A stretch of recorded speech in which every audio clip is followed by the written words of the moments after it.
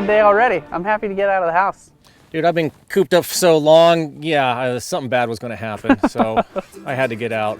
I mean, honestly, it hasn't been much different for me, but what I've really been jonesing to do is get out and put these bikes back to back, you know, do a little bit of a comparison, so. Yeah, and so far, we have a more durable dirt bike and a more streetable dirt bike. Yeah, I think that's pretty, I mean, even evident by the tires and the right up here on this, was just floating the whole time on the freeway. Yeah, nice on the freeway. Yeah. Right. Not so nice once we got out here, but I mean, we have these two, but it'd be nice to have, you know, it's not the entire category, but you know, when's the Tenere 700 going to be available for us to test? I still don't know, but the Tiger, the Triumph, 900 Rally Pro would be awesome against these two, because it's the Adventure model. What is this?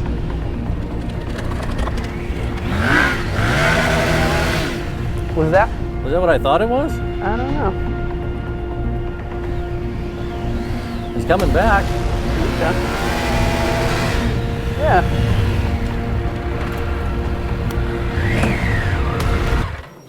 Gentlemen. How's it going? What's up? Fellas, good to see some riders out here. Whew. Perfect day for it, too. Oh my God, it's Eric Bostrom. Yeah. Right, What's the up, Tiger. man? Let's do some riding. You guys want to check this thing out? I would love to. We were just talking about how we had half of the middleweight adventure bikes out here, and you show up on one of the other bikes. Lucky us. How convenient. Good timing. I'm curious to check out these two bikes too. Yeah. I've heard a lot about them, so right on. I think you guys are going to be pretty stoked. This thing's pretty nimble. Cool. Well, I'd love to let you have a go at these bikes too and get your feedback on it. All I'm right. sure the readers and whatnot would appreciate it too. Let's do it. Right on. Here we go. I'd love to have a go at that one. You should take the BMW. I think you'll really dig it. Good, big dog. You can just stay on the KTM. That's fine.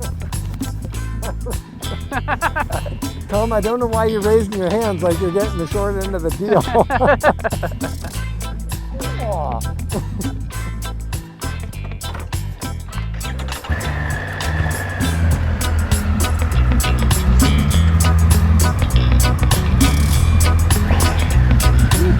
Good.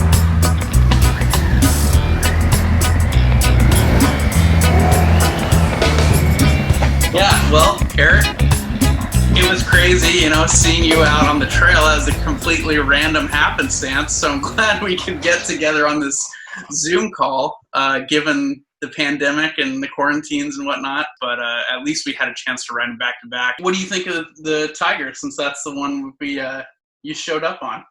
Yeah, it is rad to see, guys. The Tiger it's a really nice intermediate package. And I think for adventure in general, you really want to figure out kind of what sort of adventure is going to be your regular adventure, right? So if you're doing more street heavy, more dirt heavy, it's really going to dictate which bike you end up buying, because that's just the way they lean.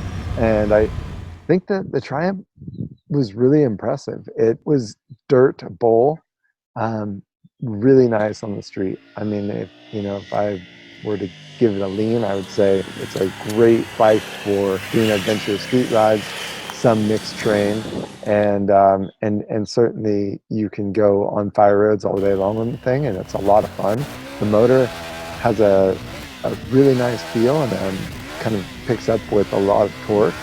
And then on the road, you'll notice it sort of peters out a little bit. The handling on it's a very forgiving platform, and I'd say very stable platform. When you get into a little bit more technical riding, or maybe some big G outs, you're going to run out of suspension on the thing. It ends up being a little soft for doing aggressive dirt riding. But yeah, I think the bike's 503 pounds, so that, you got to be realistic with what you're doing. Yeah, you have to be realistic. And the other thing is you got to fit that sweet spot for the majority of people, right? And I think the manufacturer recognizes that for the most part, this motorcycle is probably going to be a street bike, and it can certainly do dirt roads, but you're not out jumping it and doing trails and all this stuff. So I think they really found a sweet spot with the bike. Yeah, and I think, Tom had a little bit more of a extended twisty run on the Tiger after our dirt portion, so can probably talk a little bit more to its street prowess. Between its engine, its chassis package, and its braking, I mean, it's a pretty formidable motorcycle. I'd be torn. I love that 790 engine in the KTM. I think that thing is awesome on the street and in the dirt. It does well in both arenas. The Triumph, I mean, I would agree with Eric. It leans a little bit more on the street side, but if you put the right tires on that thing, it'd be a pretty comparable motorcycle off-road. And in my opinion, it would probably be the best all around of the group that we had, because you could ride that thing 200 miles on the street to ride 100 miles of dirt and be completely great with it. Yeah, KTM, I'd ride that 50 miles on the street and 200 miles in the dirt, right? I mean, it's just kind of the way it's set up. So, but the Triumph, again, compared to the other ones, it has those creature comforts, heated grip, heated seat. I mean, you could seriously take this out in some cold, weather and rainy weather, whatnot. Ride it for a while. It's got good wind protection. Like I said, the seating is pretty comfortable. It does lean you forward a little bit. Almost I kind of felt like I was getting on a sport bike with that one compared to the other two. They're pretty much, straight up and down seating positions like most adventure bikes, but it does really well as far as just handling, twisty pavement. I do feel like the Tiger is kind of in between. And for me, the BMW is probably the most comfortable on the freeway, just droning freeway miles. I couldn't agree more that on the street, it's just a big plush ride, just really, and I shouldn't say big because on that medium it wasn't big at all. But certainly if you're on, fire road that was narrowing in on a single track, you'd run out of room real quick on the GS. The GSA that we got was almost devoid of everything. And one of those things that you get with the Select and the premium packages from BMW is an extra ride mode called Enduro Pro. And we didn't have that. So when we all talked about when we hit it into Enduro, it felt really sluggish, Yeah. And I'm really not sure why that mode's not on there, because from what I was looking at on BMW's presentation from the F850 launch, Dynamic and Enduro Pro are included together.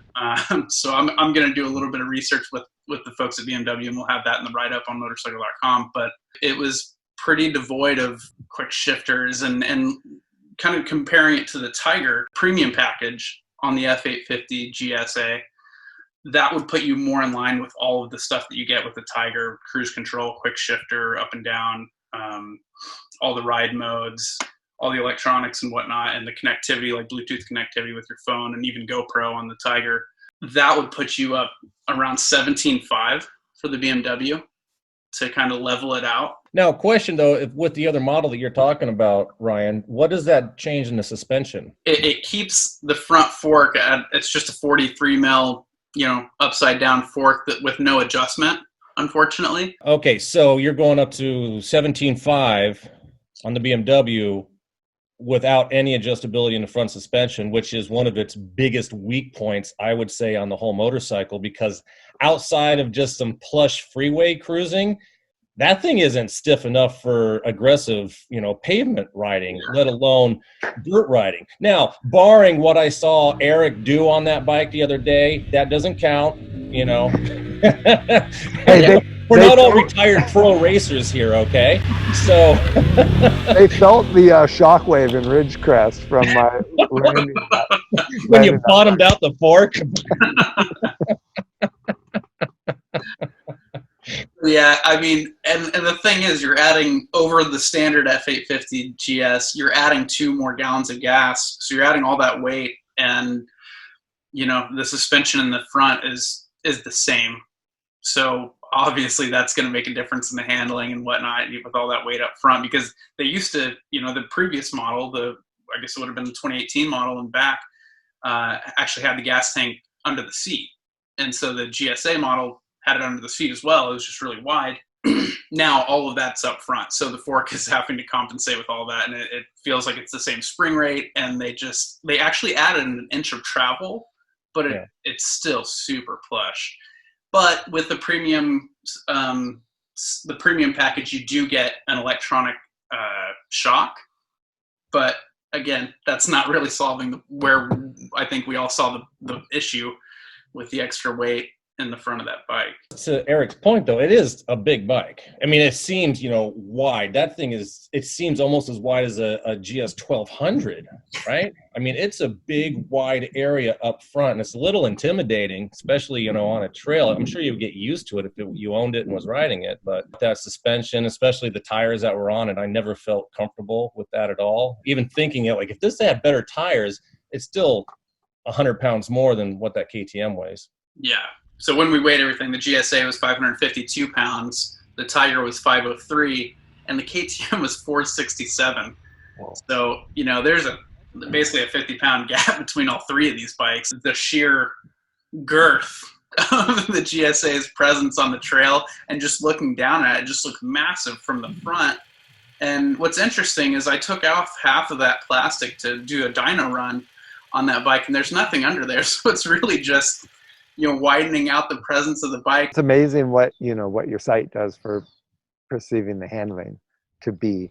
And when we get on a big bike, it can be a nimble, quick handling thing, but just judging it by sight, your mind is already like, okay, it's a big platform and it's going to be sluggish. But I think the upside of the GS is just how smooth the motor is and what a comfortable ride.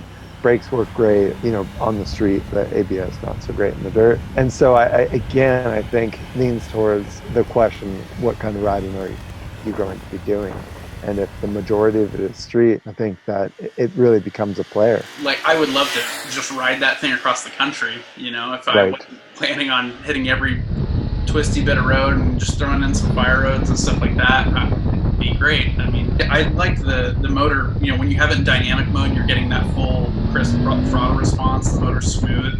It's a lot of fun to ride, but I think the suspension is what's going to kind of let you down a little bit first if you start pushing it, and that's off-road or on-road. Agreed. Maybe we'll just jump to the other side of the spectrum and talk about the KTM, because we haven't talked about it much, and it's like, riding a dirt bike off-road. Yeah, that really nails it. We have the whole spectrum here, and of course the Triumph being in the middle, and the KTM is a much more aggressive geometry. The moment you get on it, it just feels really nimble. And when I had jumped off of this very stable Triumph platform onto the KTM, I was like, wow, is this almost like too unstable? It wasn't. It just took me a minute to actually get back into, I'm riding a dirt bike here. And the faster I rode the KTM in the dirt, the more it said, give me more. And that was pretty impressive. I was surprised at how much I could actually ride things like a proper dirt bike on this, fairly slick, decomposed granite surface. And not just like totally blow through the corner. It was like I was in control. I was able to get through like rain ruts and G-outs and not bottom out suspension, whereas both the other bikes, we bottomed them out in that same scenario. The motor was too aggressive when I first got into the dirt on the KTM, and the moment we put on the off-road package, it just tamed it right down, and that was really, really nice. I think the advantage though that you get with the handling, with it keeping the weight so low on that bike, and that new engine that they put in the 790 and the Duke and this bike, it's so small and compact that it carries its weight so well. And it's 467 versus these other bikes. It is light, but it feels even lighter because all that weight's on really low to the ground. And if you have to pick it up, that helps with that too. All the weight's lower.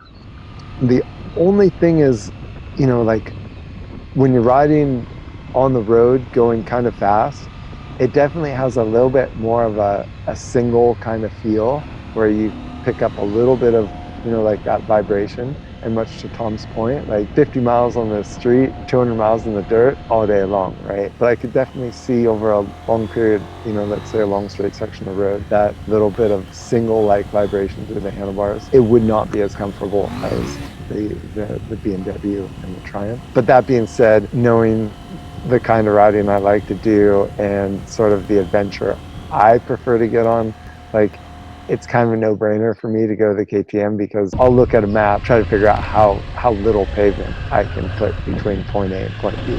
Yeah, totally. And I mean, as far as suspension goes, the KTM, I mean, that Explorer fork and Explorer PDS shock is what comes off of their EXC line. You know, they're basically dirt bikes with turn signals. So that stuff has been well developed by WP, and the new Showa stuff that's on the new Tiger 900 Rally Pro, it's good, but honestly, I kind of felt like it was a little harsh in the first bit of the stroke, and then you kind of end up blowing through it. And I think you probably noticed that, Eric, on some of those faster sections, and when you're maybe jumping over one of those crests right before that turn, that I think once you get into it, you kind of blow through it. I agree.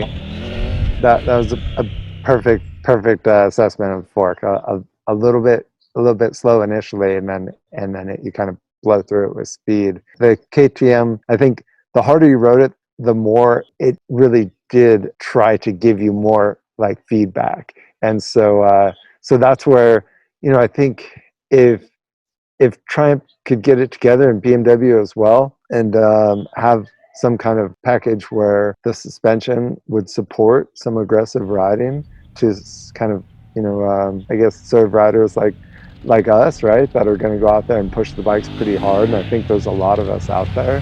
I totally think that you can get away, like you could ride up to some, you know, you could do some pretty aggressive riding on the Triumph. Like you could get way out there in the, you know, whether it's Death Valley or whatever, and or Monument in Utah, and get some really cool fire roads on. Not that you couldn't on any three of these platforms, but I think that one would get you there on the freeway, because you'd probably end up spending a great deal of time on the freeway to get there, perhaps, and then you would have the ability to do some pretty cool desert riding or you know, alpine riding when you're there. If they all had suspension that worked as well and was damped as well as what WP has on the 790 Adventure R, they'd all be a lot closer and a lot, you know, more fun for guys that are really going to push it off road. I mean, I'm sure when the Tenere 700 gets here, there's going to be a lot of people jumping on that because the point's like $10,000 compared to, you know, what we have here. So you have a little bit more money in your budget to maybe throw it towards just getting a full suspension upgrade front and rear. So that'll be cool once we can get a hold of one of those and maybe put proper tires on all four bikes and go out and do an actual adventure after the quarantine blows by and we have some time to really put them all back to back on the same footing. The electronics package, I think, on all three it's pretty high tech. I think what I enjoyed the most on the KTM, and when I was at the introduction to this, I used it the entire day, was kind of setting it into rally mode. So, you know, you've got your different ride modes, but when you put it into rally mode, you can adjust the throttle response. So you can set it rally, which is, you know, really sharp, crisp throttle, street, which is a little bit less, and then off-road, which is even a little bit less. And then you can also, on the fly, adjust the traction control from 1 to 9. So you can just be, you know, you get into a really rocky section, kick it up a little bit so you're not spinning up the rear wheel all the time, get into the sand, drop it to 1, you know, and you can do all that on the fly. I think one of the things that was a bit annoying for the Triumph was anytime that you turn the bike off or you had to go back to, because it will revert to a road mode, and it will definitely revert to something with ABS because it's, you know, a legal issue. But the nice thing about that is if you kind of were off the bike for a minute and you got back on and you're off road and you're planning on just getting right back into it, it gives you a big warning sign that says reverting into road mode. Do you want to go back to off-road pro, whichever one you had it in? And so it's kind of a quick button push and it takes you back to the previous setting. Yeah, it was really incredible how advanced the parameters were for everything from traction control to maps. I mean, the electronics give you the ability to ride more aggressive terrain, right? So, and with the KTM in particular, the way you could scroll through, that just, it really gives you an edge, especially if you're in sketchy stuff where you're like, okay, maybe I'm pushing my limits here a little bit. You can just continue to tame it down. I mean, my God, full color, big Tesla-sized screens that they had. I mean, you know, your vision could be pretty bad and still make out pretty much everything on that BMW screen. And then, you know, kudos to Triumph for designing a pretty futuristic screen, you know, with its RPM gauge coming at you in this kind of 3D tunnel. And, you know, it's a little something to get used to, but I mean, I liked it. I think out of the three, the Tiger was probably the easiest to jump on and kind of figure out pretty quickly with the joystick that it has and the way you scroll through everything. And yeah, it's cool that they offer actually 4 different styles of dash, you know, 3 kind of that are similar and then 1 that's completely different, just depending on how you like to take in your information, which the other 2 don't really do that. You just scroll through the menus that, you know, the way they give it to you. One of the first upgrades I think I would do is put better handguards on these if you're planning on doing a lot of off-roading. Yeah. They're probably better at protecting the wind. Yeah, definitely. And then I guess probably, I don't know, kind of weak parts for all of them is going to be the protection underneath. You know, you got the BMW that's so much weight and the suspension that you can really go through pretty quickly. And then with the KTM, you know, you have the gas tank kind of slung down pretty low and you have a skid plate there, which it's probably the most robust out of these 3. But the Tiger's is almost laughable. I just pushing, I had in my driveway the other day and I was just pushing on it with my foot and it just gives so easily that I can't imagine it actually protecting any. I mean, it'll stop little dings from rocks flipping up and hitting your exhaust, but it's not gonna, you know, if you case it, it's gonna smash everything. You're going to want to know your bike and its vulnerabilities and try to figure out a workaround in case you do get stuck out there. The ride back through Bouquet Canyon, I was on the Triumph, and you know, it's a pretty flowing road, so there wasn't a lot of really hard braking. There were some tighter sections before that. Even actually some of the photo shoots we were going around, I was carrying a lot more speed through that just because, and braking harder in the corners. And yeah, I mean, I thought it was, you know, an excellent, you know, stopping power, but the feedback, you know, coming through the bar and everything, I mean, it was a bike that you wouldn't mind taking on a long road ride, especially an aggressive one through a twisty section like that, you know. I can't say enough for having good brakes on a motorcycle. I just hate bikes that don't have good brakes, so that was nice. I'd rather have a touch your brake off-road and know that it's really good on-road too and just adapt off-road. The KTM, we struggled with front brake feel, and we never got a proper test on it. So it was a good ride. Nice. Thanks for inviting me along, Ryan. Eric, it was a pleasure riding with you. That's awesome. And hopefully, yeah, we get to do it again someday. Yeah, absolutely. I'm looking forward to that big adventure where I might torture you guys just a little bit more. So until then, see you on the screen, but look forward to seeing you in person soon. This was a little bit of an exercise that, you know, manufacturers give us your adventure models, your rally models, your R models, whatever. And as they come off the showroom floor, you know, this is how it sits. The tires made a huge difference off-road, obviously. But, you know, it's interesting just to see, you know, what each manufacturer puts an emphasis on with these models. And I think coming up, hopefully sooner than later, within a couple months, we'll have the Tenere 700, and we'll get all 3 of these bikes back, get them on the same tires, get the same tires on the Tenere 700, and hopefully we have a little more leeway where we can actually leave our houses and maybe record this in person next time, but actually go out and do a, you know, proper adventure, do some camping, something like that. Thanks, guys. Eric, again, so random running into you there on the trail with the exact bike you were missing. Yeah, so thanks again for coming out and showing what, in the right hands, these bikes are totally capable of doing. But yeah, so we'll have the whole write-up, dyno charts, everything up at Motorcycle.com. Thanks for watching, guys. Hopefully you'll tune in for the next segment where we have all 4 bikes.